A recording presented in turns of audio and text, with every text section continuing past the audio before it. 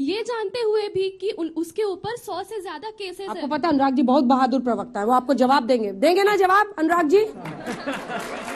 देखिए सवाल ये है, इन्होंने सवाल पूछा, मैं इससे पूछना चाहता हूँ, इस देश के अंदर में चुनाव आयोग है, इलेक्शन कमीशन है, अगर आप बच्ची एक बार फिर से सवाल पूछ रहे हैं, उसको देखता है, बच्ची को सुन वेरीफाई करता है, अगर उसको लगता है कि नहीं हुआ सर, सुन लीजिए सर, आपने उसे टिकट क्यों दिया ये जानते हुए भी कि उसके ऊपर 100 से ज्यादा केस है, वो भी कोई छोटे मोटे केसेस नहीं, किडनैप। अनुराग जी आवाज जा रही है, Anurag ji, Anurag ji, kidnapping, murder, extortion जैसे केसेस है, तो आपने उसे टिकट क्यों दिया? मतलब क्या मजबूरी आ गई थी कि इलेक्शन लड़ने के लिए माफिया की हेल्प लेनी पड़ी आप लोगों को? क्या बहुत बहादुर प्रवक्ता है वो, आपको जवाब देंगे, नहीं भागेंगे इस सवाल से। अनुराग जी, अच्छा मैंने आपको बोला देश संविधान न्यायपालिका से चलता है, यहाँ पे एक चुनाव आयोग भी है, इलेक्शन कमीशन भी है, अगर आप नॉमिनेशन करते हो जिसको तो नॉमिनेशन को देखता है चुनाव आयोग, अगर उसको लगता है कि ये व्यक्ति लड़ने लायक नहीं है, इस पे आपराधिक मुकदमे हैं और समाज के लिए ठीक नहीं है, तो चुनाव आयोग उसका नॉमिनेशन रद्द कर देता है। यहाँ पे चुने हुए एमपी तक को खत्म कर देता है। अभी हुआ नहीं क्या, 2-2 साल की सजा हुई तो यहाँ पे चुने हुए यहाँ पे लोकसभा के सदस्य की सत्ता चली गई। ये हिंदुस्तान है, हिंदुस्तान हमेशा एक सिस्टम से चलता है, हिंदुस्तान हमारे आपके चलाने से नहीं चलता है। भदौरिया जी, आप सबके फेवरेट हो रहे हैं, ये भी आप ही से पूछेंगे, सुनिए। हमारा भी सवाल आप ही से, एक माफिया के समर्थन में नारे क्यों लगाए जाते हैं? तेजस्वी यादव उनको अतीक जी कहकर संबोधित करते हैं, अभी पटना में एक खास समुदाय के लोग उनके समर्थन में नारे लगाते हैं कि शहीद हो गया। आखिर क्या मतलब सिंपैथी है उनके साथ?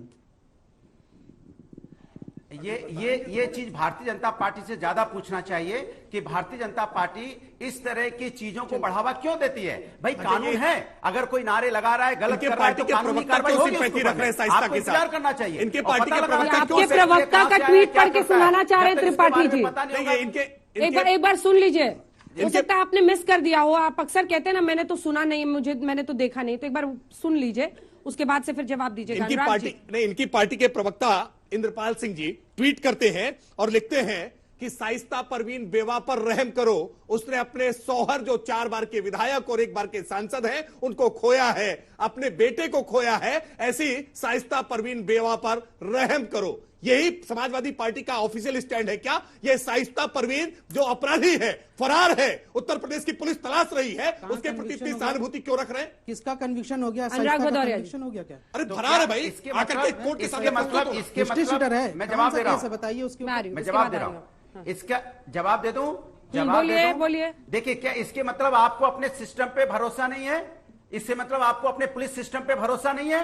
आपको किसी की लिखी बात पे भरोसा है, इसके मतलब आपको अपने ऊपर भरोसा नहीं है, मतलब आप ठीक से कार्रवाई नहीं कर पाते, इसलिए आप दूसरों पे उंगली उठाते हो। अरे आप कहिए ना कि हम जो यहाँ पे न्यायालय सम्मत कार्रवाई हो रही है, आप जवाब दीजिए, न्यायालय सम्मत कार्रवाई हो रही है, लिख दिया है, इसलिए आपको शाइस्ता जी नहीं मिल रही है। मार्केटिंग करने आए हो क्या? प्रवक्ता जी ने ट्वीट कर दिया, इसलिए आपकी सरकार, आपकी यूपी पुलिस नहीं पकड़ पा रही है। बिल्कुल पकड़ेंगे। कब? देखिए, आप ओसामा बिन लादेन को पकड़ने में भी अमेरिका को थोड़ा समय लगा था। जिम्मेदारी समाजवादी की हो गई। बड़े अपराधी है, कोई छोटे मोटे अपराधी नहीं है, हजारों करोड़ की प्रॉपर्टी है इन सबके पास, छुपने के लिए बहुत संसाधन है। आपके बड़े अपराधी नहीं पकड़े जाते जल्दी, यही कहना चाह रहे हैं? सुन लीजिए, बड़े अपराधी जल्दी नहीं पकड़े जाते। देखिए, अगर अतीक अहमद, अब उसका चैप्टर खत्म हो गया, दुनिया से चले गए, बाकी जो गुड्डू मुस्लिम ये सारे अपराधी हैं जो देखा गया, सारी प्रॉपर्टी भी पकड़ेंगे, अभी सब वसूल करना है। अभी आपका भी चैप्टर, अभी 24 के बाद जो है ना एक और चैप्टर खत्म होगा, उसके बाद आपसे हम बात करेंगे। कौन सा वाला? वो आपके सरकार का, उसका भी चैप्टर खत्म होगा, उसके बाद बताएंगे कैसे होता है बुलडोजर। ऐसा ही बता रहे थे अतीक अहमद भी, ये मोदी क्या है? सुन लीजिए। अच्छा, आपको टिकट मिल पाया था कि नहीं पिछली बार? मैं जवाब दे दूंगा तो मुश्किल हो जाएगी, नहीं दे रहा हूँ। चुनाव लड़े थे, मैं तो पूछ रही हूँ क्योंकि आपने चुनावी बात की। वो आप रहने दीजिए, चुनाव लड़ेंगे इंशाल्लाह, दोबारा फिर से लड़ेंगे। मैं सिर्फ इतना कह रहा हूँ, देखिए शाइस्ता ना हिस्ट्री शीटर है, ना कोई कन्विक्शन हुआ, एक मामला हुआ, उसमें एक पुलिस को शक है कि वो ऐसा उसके पीछे हो सकता है। नामजद एफआईआर है, ठीक है, नामजद वही इसी बुनियाद पर है ना, एफआईआर है, अभी कन्विक्शन नहीं हुआ।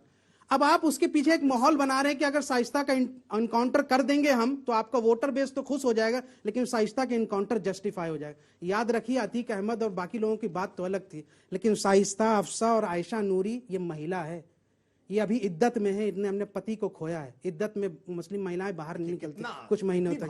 अगर ऐसा कुछ होता है तो समाज का सेंटीमेंट जुड़ेगा, समाज का सेंटीमेंट जुड़ेगा, मुश्किल होगी। आप ही अपील कर दीजिए, समाज का सेंटीमेंट जुड़ेगा, आप ही अपील कर दीजिए, समाज का सेंटीमेंट जुड़ेगा। एक सेकंड, बिना माइक की आवाज नहीं जाती, चिल्लाइए मत, आना है इधर पूछेगा। शादाब समाज का सेंटीमेंट ऐसे ही कुछ भावनाएं आपकी भी आ रही हैं क्या?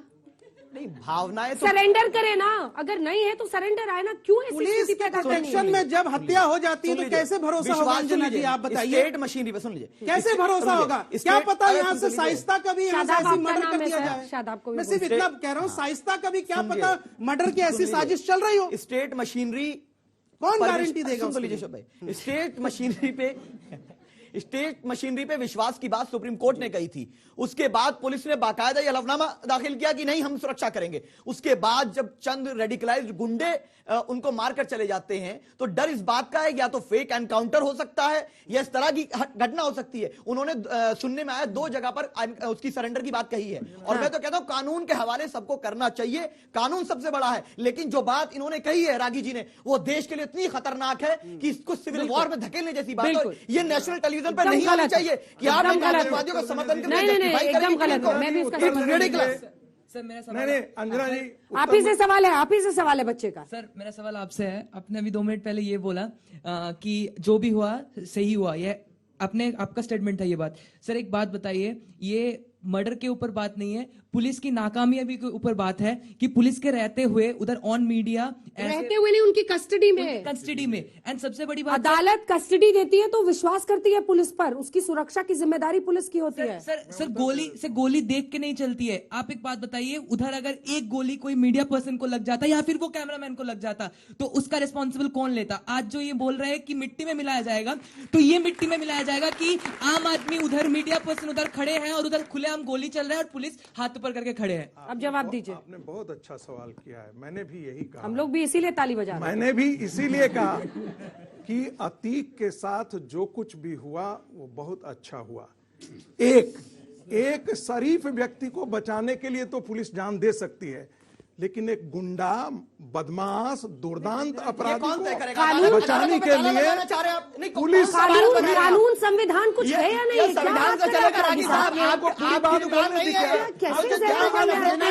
क्योंकि आप संविधान के खिलाफ बोल रहे हैं, कानून के खिलाफ बोल रहे हैं। नहीं, मुझे देश के गद्दार ऐसे ही लोग होते हैं। सर मेरा सवाल आप ही से है, अन्य लोगों से जल्दी पूछिए। जहां से भी जवाब मिल जाए। मेरा सवाल है कि जनता किस पे भरोसा करे जब आप कह रहे हैं कि पुलिस एक आतंकवादी को, एक अपराधी को नहीं बचाएगी, तो फिर पुलिस को कस्टडी में जब अदालत ने दिया था तो जनता कैसे विश्वास करे कि वो किसी और को भी? पुलिस बचा रही थी। कसाब को भी लीगल प्रोसीजर मिला था इस देश में। ये भारत है। आप गलत जगह पर हैं और गलत चीज बोल रहे हैं। मेरा सवाल बीजेपी के प्रवक्ता हैं आपसे है। आप ये बताइए, अभी हाल ही में आपने 60 से ऊपर माफियाओं की लिस्ट जारी की है, क्या करेंगे आप उसका, उन माफियाओं का? मतलब बुलडोजर तैयार कर रहे हैं, गोली वोली तैयार कर रहे हैं क्या? वो सारे माफिया जेल की सलाखों के पीछे है। नहीं, जो अभी लिस्ट तैयार की जो जारी हुई है, कुछ इनाम भी है कुछ पे। वो जेल की सलाखों के पीछे है। अरे सर, जेल की सलाखों का क्या रखा है इस देश में? जेल की सलाखों के पीछे से ये तमाम माफिया अपना अपना कारोबार और धंधा चलाते हैं। जेल की सलाखों के पीछे से अतीक अहमद कर रहा था ना। एक सेकंड मेरा सवाल सुनिए। अतीक अहमद को आपने आरोपी बनाया है उमेश पाल हत्याकांड में। हाँ, कहा था वो जेल से कर रहा था ना? फिर क्या जेल करते हैं जेल के पीछे? कन्विक्शन कितने केसेस में हुआ ये बताइए। यहाँ तिहाड़ जेल में सब एक दूसरे की हत्या कर रहे हैं। यहाँ पर साबरमती जेल गुजरात, जहाँ पर बीजेपी सरकार है, वहां से वो शख्स उमेश पाल की हत्या करवाता है उत्तर प्रदेश के प्रयागराज में, और आप हमें समझ रहे हैं वो जेल के पीछे। ये देखिए, ये विरोधाभासी सवाल है।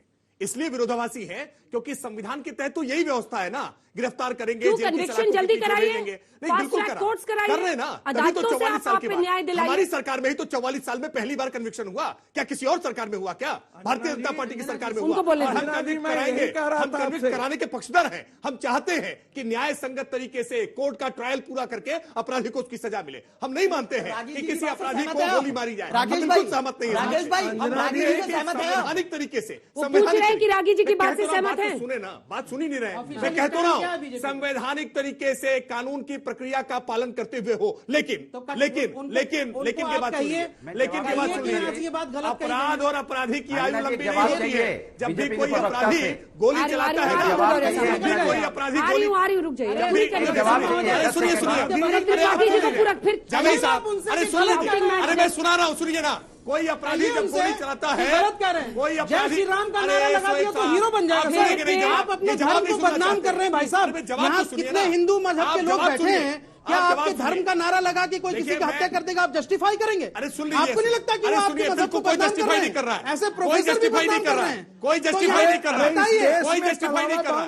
इनके खिलाफ ऐसे बोलिए। आतंकवादी बहुत हुए हैं। रुकिए, इनको जरा सोच जाए, रुकिए, जानबूझ के उत्तर कितने लोग शेख जमाई प्लीज अपराध करेंगे। अब हर अपराधी और अपराध की आयु कम होती है, इसमें किसी प्रकार का कोई संदेह नहीं है। जब भी गोली चलाएंगे तो पलट कर गोली वापस आ सकती है, ये संभावना हमेशा बनी रहती है। अनुराग भदौरिया। अंजना जी मैं पूछना चाहता हूँ, बीजेपी के प्रवक्ता कह रहे थे कि 60 जो लिस्ट जारी हुई है वो सब जेल के अंदर है। अरे भैया, कई माननीय हैं, उन माननीय का नाम पढ़ूं क्या? वो माननीय तो बाहर हैं, जिनको माननीय बने हुए हैं, बनारस से लेकर गाजियाबाद तक कितने माननीय हैं उसमें, बताइए ना आप। जिसमें बताइए ना कितने विधायक हैं उसके अंदर? सर, अपनी माननीय वाली फैक्ट्री का भी तो नाम बताइए। नहीं सोचा ना कुछ।